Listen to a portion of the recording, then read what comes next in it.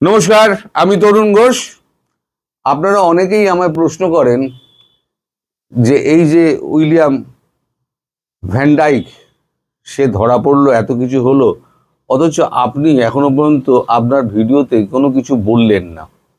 দেখুন, এটা নিয়ে এত কিছু হয়েছে, এত কাগজপত্রে লেখা হয়েছে, টেলিভিশনে বলা হয়েছে এবং এত তথ্যচিত্র বেরিয়েছে ওকে কেন্দ্র করে, সেটা এখন চর্চিত চর্বণ হয়ে যেত।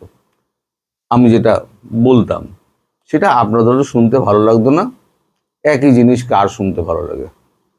আমি বরং খোঁজ করছিলাম এই যে ভ্যান ডাইক, এই মানুষটা কে? সে কি সিআইএর এজেন্ট? যদি সিআইএর এজেন্ট হয় তাহলে তার ব্যাকগ্রাউন্ডটা কি?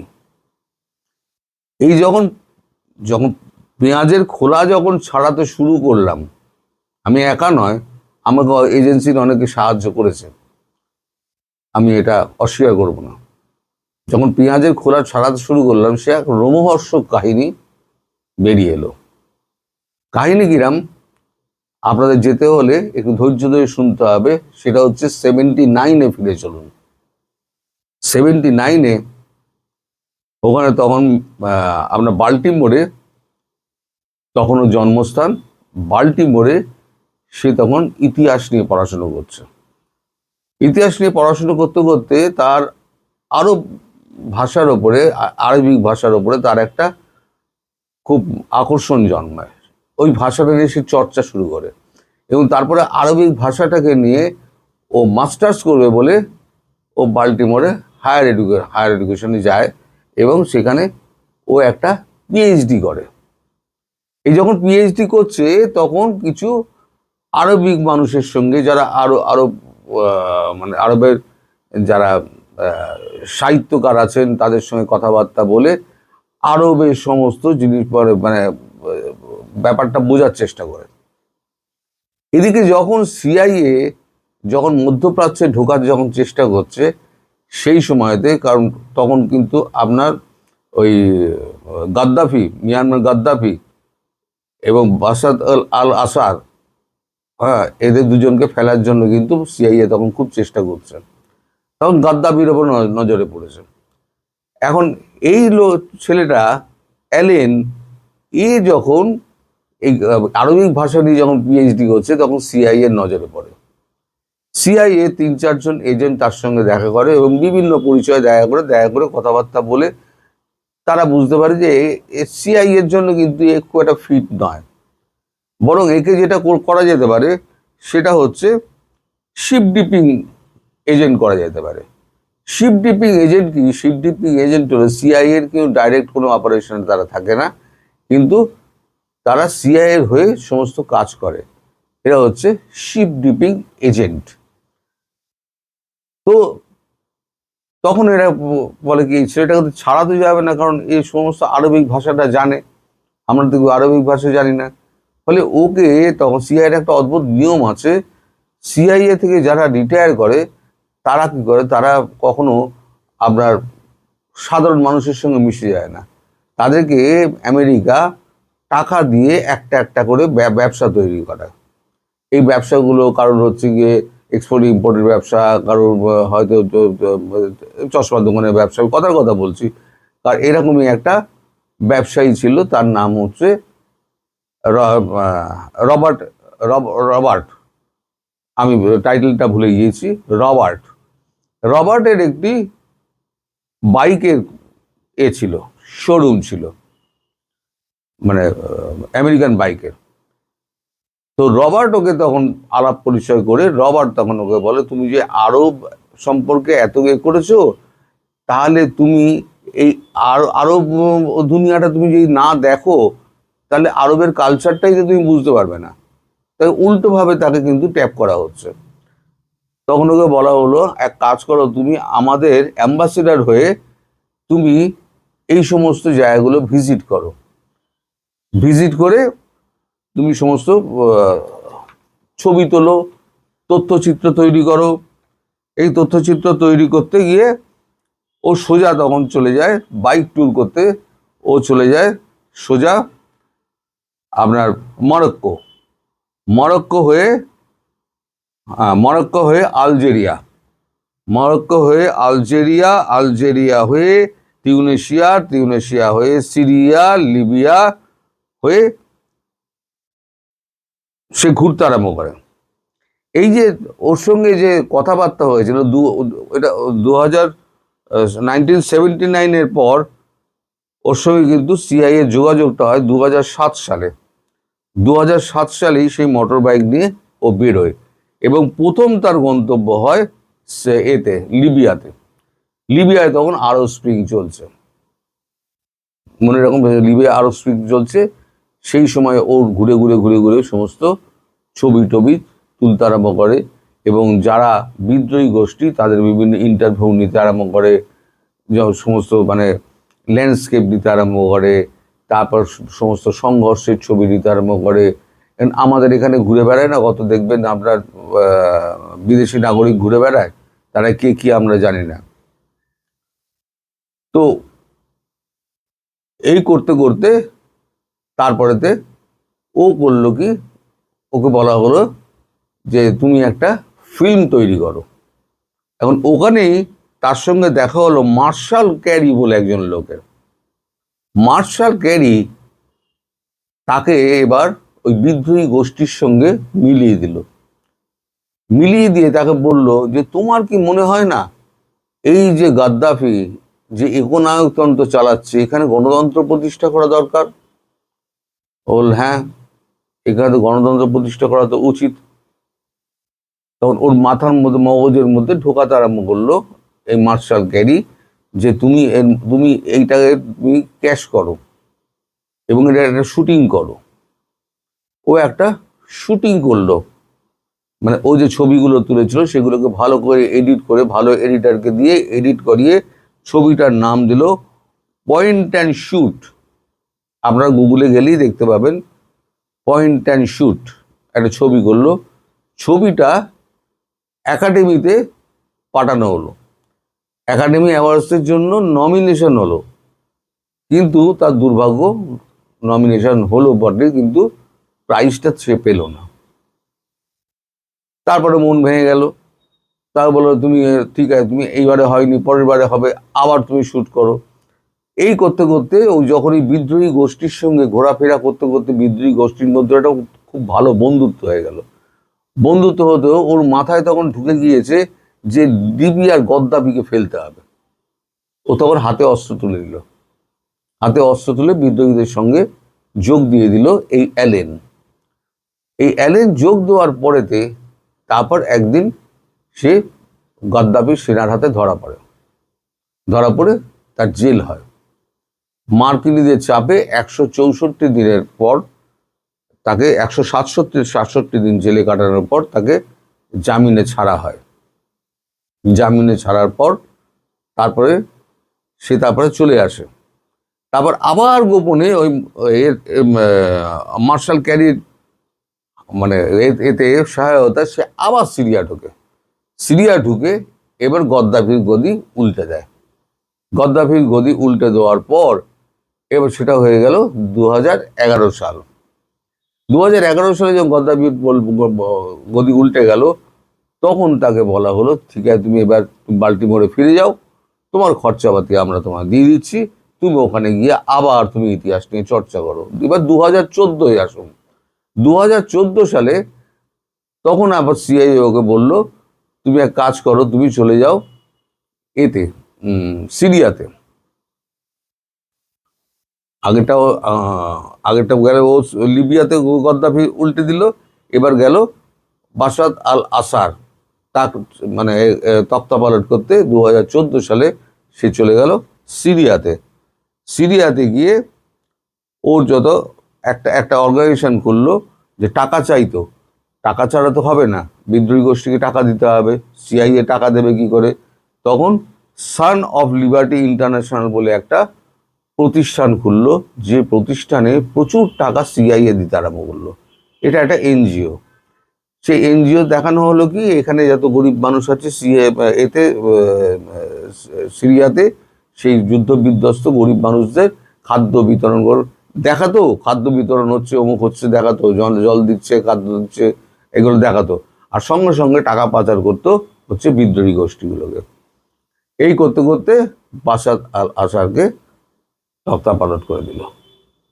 তাহলে হয়ে গেল প্রথমে গদ্দাফি, তারপর বাশার আল আসাদ হয়ে যাওয়ার পর এইবারেতে 2019 সালে তাকে বলা হলো যে তুমি এবার, তারপরে বাল্টিমোরে ফিরে গেছে নিজের দেশে। তারপর আবার 2019 সালে বলা হয় এবার তুমি ইউক্রেন যাও, ইউক্রেনে গিয়ে তোমার কাজ হবে তুমি ওখানে ড্রোন বানানো শেখো। ইউক্রেনিয়ানরা ভালো ড্রোন বানাতে পারে, তুমি ড্রোন বানানো শেখো এবং তুমি ড্রোন ওড়াও, মাস্টারপিস তৈরি করো নিজেকে। ওই ইউক্রেনে গিয়ে ইউক্রেনিয়ানদের সঙ্গে বসে ওর ড্রোন, বিশেষ করে ড্রোন সমস্ত ও তৈরি করা শিখলো। এবং করতে করতে করতে বুদ্ধিমান ছেলে করতে করতে করতে করতে তখন ভদ্রলোক হয়ে গিয়েছে, তখন করতে বয়স হয়েছে, তো তখন করতে করতে তখন সে একটা মাস্টারপিস হয়ে গেল। এবার এই যে অ্যালেন, তারই কিন্তু বুদ্ধি ছিল যে ট্রাকে করে ড্রোন নিয়ে যাও, ড্রোন নিয়ে গিয়ে মস্কোতে ঢুকে পড়ো এবং ট্রাকের ছাদ খুলে যাবে এবং সেখান থেকে ড্রোন গিয়ে ক্রেমলিনে অ্যাটাক করবে। ওইখানে ট্রাকটিকে দাঁড় করিয়ে কাছাকাছি 100-200 কিলোমিটার দূরে দাঁড় করিয়ে সাইডে, সেখান থেকে দূরে দূরে গিয়ে অন্য দেশে গিয়ে সেখান থেকে রিমোটে অপারেশন করে ক্রেমলিনে ড্রোন অ্যাটাক করলো। এই ঘটনা আপনাদের মনে আছে। ততক্ষণেও কিন্তু মাস্টারপিস হয়ে গেছে। এদিকে যখন এই সমস্ত চলছে 2022 সালে, তখন ইউক্রেনের সঙ্গে তখন মানে রাশিয়ার এখন ভালো রকম গন্ডগোল আরম্ভ হয়ে গেছে। 2019 থেকে 2022 3 বছরে ও ওখানে কাজ করেছে। 3 বছরে ও ইউক্রেনিয়ানদের থেকে সমস্ত ড্রোন টেকনোলজিটা পুরো শিখে নিয়েছে। শিখে নেওয়ার পর এবার 2022 সালে তাকে বলা হলো তুমি ভারতে যাও। ভারতে গিয়ে ওখানে মণিপুর, মিজোরাম এবং মায়ানমার এই 3টে অঞ্চলের সঙ্গে তুমি যোগাযোগ করো এবং ওখানে চীন ন্যাশনাল ফ্রন্টের সঙ্গে মিজোরামে তার সঙ্গে যোগাযোগ করো। সিআইএর লোক এখানে এসে চীন ন্যাশনাল ফ্রন্টের সঙ্গে তাকে যোগাযোগটা করিয়ে দেয়। এর কাজ ছিল চীন ন্যাশনাল ফ্রন্টের সঙ্গে সহযোগিতায় ড্রোন বানানো, তাদেরকে ড্রোনের প্রশিক্ষণ দেওয়া, তার জন্য সমস্ত সরঞ্জাম, যে সমস্ত টাকা পয়সা সমস্ত কিন্তু ওই মায়ানমার হয়ে সিআইএ পৌঁছে দিত। এদিকে যখন এই ঘটনা ঘটছে ঠিক সেই সময়তে বাংলাদেশের দিকে দেখুন, বাংলাদেশে মানে আবার ওখানে সিআইএ তখন একটা করতে চেষ্টা করলো, কি বলে, বেস তৈরি করার চেষ্টা করলো। তারা বলল যে আমাদের ওই দ্বীপটা দিয়ে দিন। পিটার হাস এখানে মূল ভূমিকায় ছিল। তো পিটার হাস যখন অ্যাপ্রোচ করলেন শেখ হাসিনার কাছে, শেখ হাসিনা পরিষ্কার না বলে দিলেন, কারণ তার কাছে তথ্য ছিল এরা একটা খ্রিস্টান রাজ্য ইস্তিমুলের মতো গড়তে চাইছে, মণিপুর, মিজোরাম, মায়ানমারের অংশ কেটে আর বাংলাদেশের কিছু অংশ কেটে এইখানে খ্রিস্টান রাষ্ট্র গড়বে আর সেখানে হবে পার্মানেন্ট খ্রিস্টান বেস। 1947 সালে ভারতবর্ষ ছেড়ে যখন চলে গেল ব্রিটিশ, তাদের কিন্তু একটা প্ল্যান ছিল যে 7 সিস্টার যেটা আছে নর্থ ইস্টের, এই 7 সিস্টারের একটা অংশে তারা খ্রিস্টান বেস তৈরি করবে। কিন্তু প্রথম বিশ্বযুদ্ধে, দ্বিতীয় বিশ্বযুদ্ধে তাদের এত আর্থিক অবস্থা খারাপ হলো, তারা ওই প্ল্যানটাকে বাস্তবায়ন করতে পারলো না। কিন্তু সিআইএ ওই প্ল্যানটাকে ধরে নিল যে ওরা পারেনি, আমরা পারবো। সিআইএ ওই প্ল্যানের অংশ হিসেবে সিআইএ সেখানে ঢুকে গেল। তারপর থেকে মণিপুর, মিজোরাম সমস্ত অশান্ত হতে আরম্ভ হলো। এবার এদের প্ল্যান ছিল এই লোকটাই যে অ্যারন, এর আসল নাম হচ্ছে William Aaron Van Dyke. William Aaron Van Dyke হচ্ছে মেইন লোক যে করেছিল সমস্ত ড্রোন টেকনোলজিটা, এদেরকে শিখিয়েছিল এবং ভেতরে সে সমস্ত যন্ত্রাংশ কোথায় কি লাগে না লাগে, কোথায় মানে কতটা দূরে সে গিয়ে মারতে পারবে, তার সমস্ত মাইলেজ ফাইলেজ, যে টেকনিক্যাল ব্যাপার আমি তো অত জানি না, এগুলো সমস্ত কিছু ওদেরকে মাপামাপি সমস্ত শিখিয়েছিল, মিটারিং ফিটারিং সমস্ত কিছু শিখিয়েছিল। এর যখন কাজ শেষ হয়ে যায় তখন আবার আমেরিকা ফেরত যায়, বাল্টিমোরে ফেরার জন্য সে কলকাতা এয়ারপোর্টে আসে। এবং একই সঙ্গে কাজ শেষ হয়ে গেছে, এদিকে ড্রোন টেকনোলজি শেখানো হয়ে গেছে। এই এই যে অংশটা ড্রোন টেকনোলজি শেখানো হলো কেন? ড্রোন টেকনোলজি শেখানো হলো এই কারণে যে আজকে কুকি চীন আজকে মারবে হয়তো মিজোরামের ওপরে, মায়ানমারের ওপরে। দোষটা কার ওপরে পড়বে? দোষটা পড়বে ভারত সরকারের ওপরে। ভারতের রাষ্ট্রীয় রাইফেলস ড্রোন চালিয়ে মেরে দিয়েছে ওদেরকে। তাহলে ভারতের মধ্যে একটা বিক্ষোভ তৈরি হবে, মানে ভারতকে অস্থির করো আর কি, অস্থির করে ভারতকে ভেতরে ভেতরে নাড়িয়ে দাও। এটা হচ্ছে আসল কাজ ছিল। ওর কাজ শেষ হয়ে গেছে, ও এবার ফেরত যাচ্ছে। যখন ওই ফেরত যাচ্ছে তখন এই দীর্ঘদিন ধরে এর ওপরে নজর রাখছিল সিআইএ, এই এনআইএ বুঝতে পারছিল যে এত ইউক্রেনিয়ান আসছে কেন, হঠাৎ করে ভারতবর্ষে প্রচুর ইউক্রেনিয়ান আসছে। কেন ইউক্রেনিয়ান আসছে? সবাই ট্রাভেলার হিসেবে আসছে। তখন থেকে এনআইএর মাথায় ঘুরছে যে এর ভেতরে কোনো চক্র আছে, খোঁজো। খুঁজতে খুঁজতে খুঁজতে খুঁজতে এই অ্যালেনকে ধরা হয়, উইলিয়াম অ্যালেন ভ্যান ডাইক। আমার নামটা এখনো পরিষ্কার হয়নি। এ হচ্ছে শিপ ডিপিং এজেন্ট। তো এই যখন কলকাতা থেকে যখন এবার ফ্লাইট ধরবে দুবাই হয়ে, নিউ ইয়র্কে ফ্লাইট ধরবে, তখন দুবাই থেকে তাকে ধরা হয়। এবং একই সঙ্গে ওই দিল্লি থেকে 3 জন ইউক্রেনিয়ান এবং এর থেকে লখনৌ থেকে 3 জন ভাগ ভাগ হয়ে গেছিল, যাই ধরা না পড়ে। এদের মোট 7 জনকে অ্যারেস্ট করা হয়। এই অ্যারেস্ট করে এদেরকে কাস্টডিতে নেওয়া হয়েছে এবং ইউএপিএতে মামলা দেওয়া হয়েছে, যে ইউএপিএতে মামলাতে কখনো জামিন পাওয়া যাবে না, সারা জীবন জেলের মধ্যেই থাকতে হবে। আর সিআইএ যেহেতু এটা ডিপ শিপিং অপারেটর, এরা সিআইএ কোনোদিন স্বীকার করবে না এরা আমাদের এদের সঙ্গে কোনো সম্পর্ক আছে। সিআইএ পুরো ছেড়ে দিয়েছে, বলবো আমরা ওদেরকে চিনি না। এই হচ্ছে সিআইএর কাজ। তো এদের আরো একটা কাজ আছে, কাজ রয়েছে সিআইএর আরো একটা অংশ আছে, যারা চেষ্টা করছে আপনার নর্থ ইস্ট থেকে সাউথ ইস্ট এলাকা পর্যন্ত, মানে উড়িষ্যা থেকে তামিলনাড়ু, এই পুরোটা অঞ্চল খ্রিস্টান রাজ্য তৈরি করতে হবে একদম, মানে সাউথ ইস্ট পর্যন্ত, উড়িষ্যা থেকে তামিলনাড়ু। সেই কাজটা কিন্তু এখনো চলছে, চলমান আছে। এবং ওখানে খ্রিস্টানদের দাপট কিন্তু খুব বেশি দেখবেন। এই কারণে এখন ওখানে এনআইএ ভীষণভাবে অ্যাক্টিভ। আমি বলি না, এনআইএ শুধু তাই নয়, ওয়েস্ট বেঙ্গলও এদের নজর ছিল। এখন ওয়েস্ট বেঙ্গলের ওপর এত ধরপাকড় হচ্ছে কেন?